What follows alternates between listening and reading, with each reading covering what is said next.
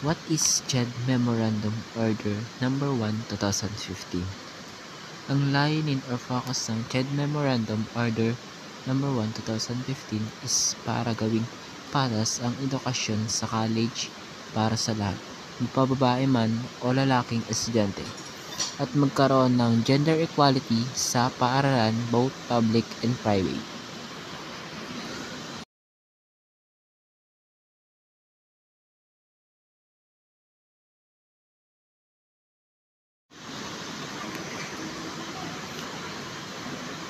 Ang sinasabi dito is para matutunan ang both gender na respetuhin at igalang ang bawat isa. Number 2, dito naman is if mabigyan ng edukasyon ang mga babae, magkakaroon daw ng good effects ito sa ating economy, like mababawasan ang poverty naghihirap sa Pilipinas. Halimbawa is kapag nakapag-aral ang mga babae at nagkaroon ng magandang trabaho, makakatulong ito sa kanyang pamilya na nahihirapan na. Number 3, ang focus naman nito is para ma-develop ang skills, knowledge, innovation, and preserving cultural heritage, including women's roles within it. Makakatulong ito para ma-improve ang kaalaman ng mga mag-aaral, lalo na ang mga babae.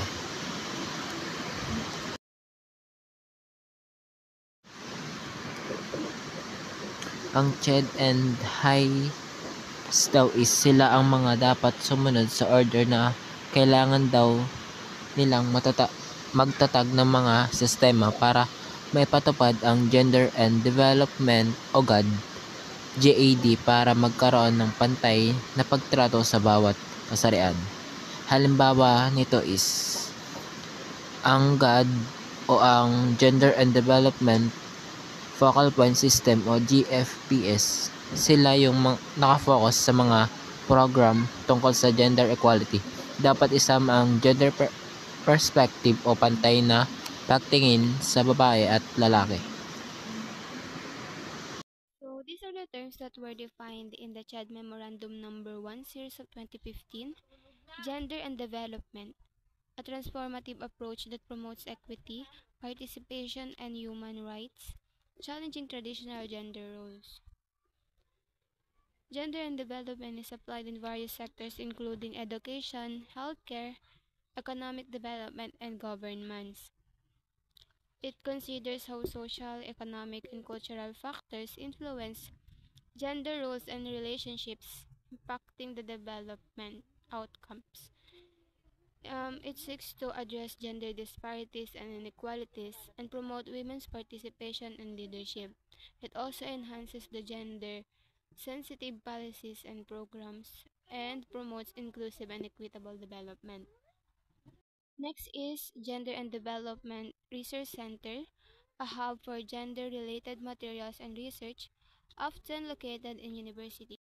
So it aims to facilitate knowledge sharing, capacity building, and collaboration among government agencies, civil society organizations, and communities to advance gender equality and development goals. So dito po, nagkakaroon sila ng trainings and seminars, and also nagkakaroon din sila ng research and gathering data about sa mga gender issues, kung paano nila pro-promote ang gender equality and equity. The GAD Focal Point System in CHED. This section established the Gender and Development Focal Point System within CHED to ensure gender is integrated into its policies and programs, strengthening CHED's capacity to promote gender equality in higher education. Or in other words, ang CHED ay parang punong guro ng lahat ng mga kolehiyo at unibersidad sa Pilipinas. Ang GAD Focal Point System sa CHED ay ang parang isang grupo ng mga espesyal na tao sa loob ng CHED na nagbabantay at nagsisigurado na ang mga babae at lalaki ay pantay-pantay ang trato sa lahat ng mga kolehiyo at unibersidad. Sila rin ang nag-iisip ng mga paraan para mas maging maganda ang trato sa mga babae at lalaki sa edukasyon.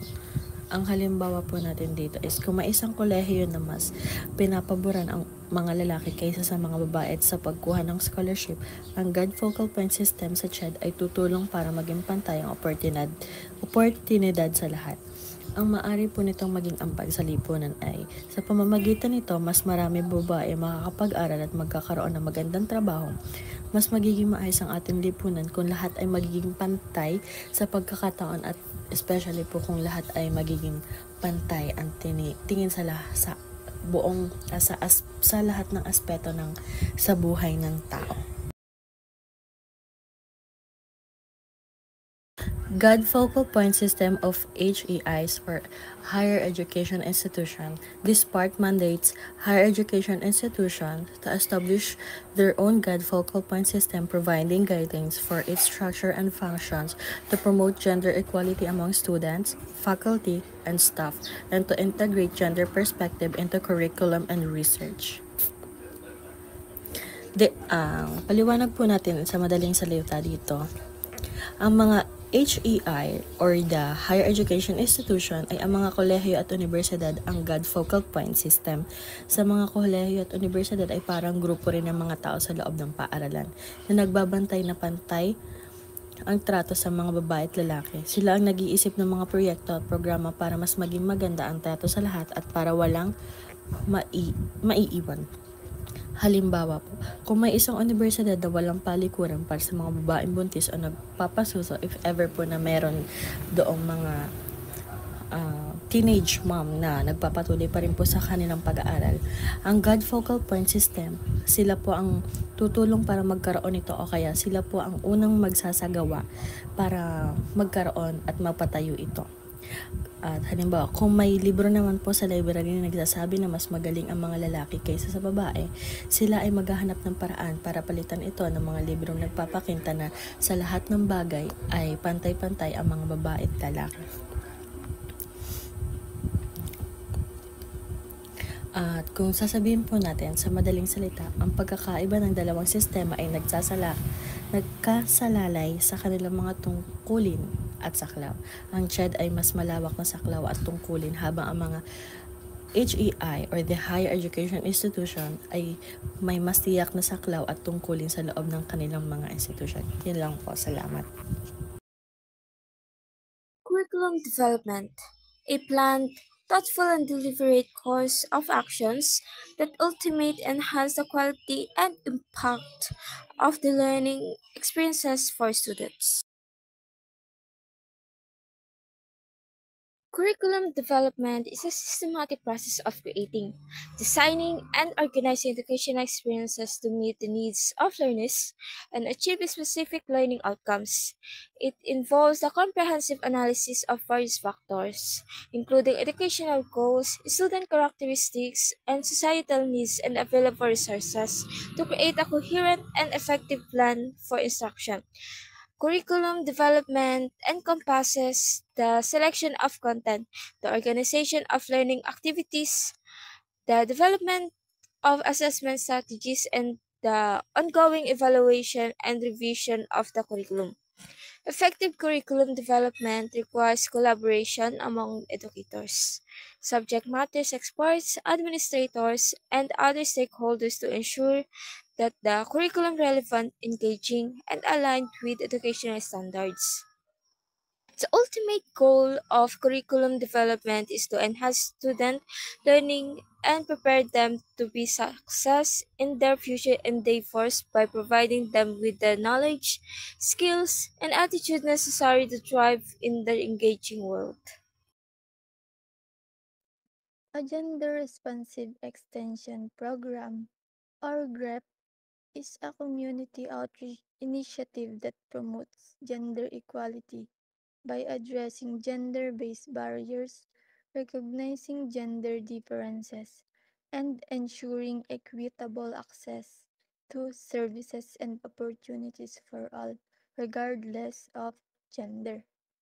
So, sinasabi po dito na ang Gender Responsive Extension Program, ito po ay tumutukoy sa pamamagitan ng aktibong pagpapakalat ng impormasyon at paghatid ng mga serbisyo sa paraang kumikilala at tumutugon sa iba't ibang pangangailangan at tungkuling partikular sa kasarian. Ito rin naman po ay nagsisikap na bigyang kapangyarihan ang mga individual at komunidad na makamit ang pagkakapantay-pantay ng kasarian.